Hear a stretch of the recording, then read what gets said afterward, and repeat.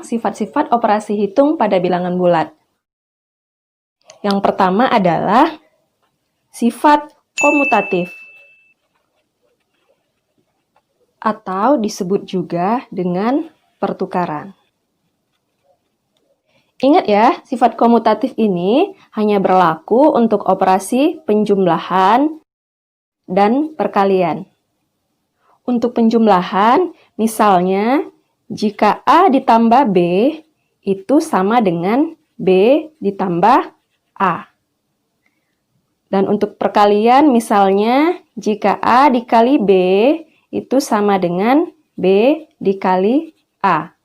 Contoh ya, 3 ditambah 7, jika kita tukar menjadi 7 ditambah 3, itu hasilnya akan sama saja, yaitu sama-sama menghasilkan 10.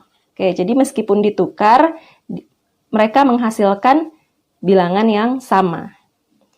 Untuk perkalian juga seperti itu, misal 4 dikali 5, jika kita tukar menjadi 5 dikali 4, itu hasilnya akan sama saja, yaitu sama-sama menghasilkan 20.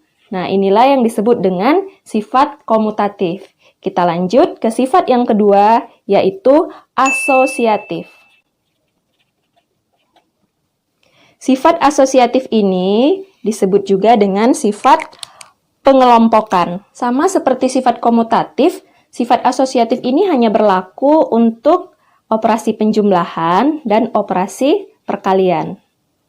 Misal jika A ditambah B, kemudian ditambah lagi dengan C, itu sama saja dengan A ditambah dengan B tambah C. Kita langsung ke contoh.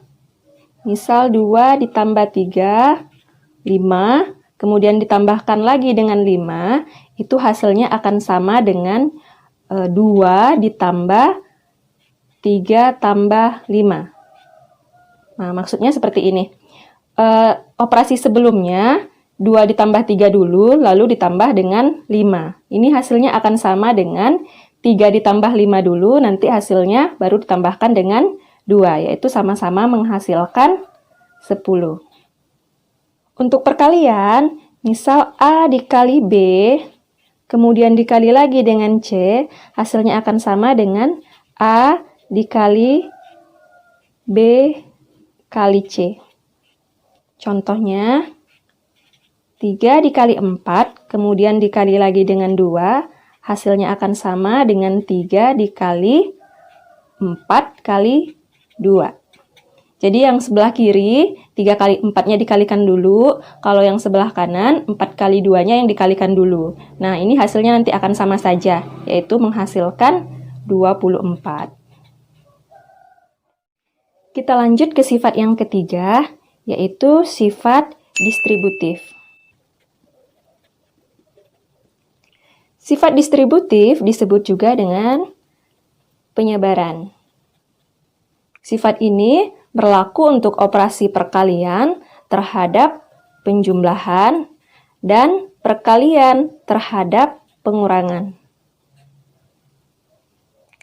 Misal, jika A dikali B ditambah C, ini hasilnya akan sama saja dengan A kali B ditambah A kali C. Untuk perkalian terhadap pengurangan, itu hampir sama. Jika A dikali B dikurang C, hasilnya akan sama saja dengan A dikali B, kemudian dikurang dengan A dikali C. Contoh, 2 dikali 3 ditambah 4, hasilnya akan sama saja apabila kita sebar menjadi 2 kali 3 ditambah 2 dikali 4. Oke, kalau ini kan dijumlahkan dulu, 3 kali tambah 4, 7, baru dikali dengan 2, 2 kali 7, hasilnya 14. Sedangkan pada operasi yang sebelahnya, 2 kali 3 dulu, 6, lalu ditambahkan dengan 2 kali 4, 8. Jadi 6 tambah 8, 14. Hasilnya sama saja ya. Contoh untuk perkalian terhadap pengurangan, misal 3 dikali 4 dikurang 2, itu sama dengan 3 dikali 4 dikurang 3 dikali 2. Yaitu sama-sama menghasilkan 3 dikali 4 dikurang 2, 2. Jadi 3 dikali 2, 6. Itu sama saja dengan 3 dikali 4, 12. Dikurang 3 dikali 2, 6. 12 dikurang 6, itu sama dengan 6. Jadi, perkaliannya dikerjakan terlebih dahulu, baru dijumlahkan atau dikurangkan. Sifat yang keempat adalah unsur identitas. Untuk penjumlahan, unsur identitasnya adalah 0.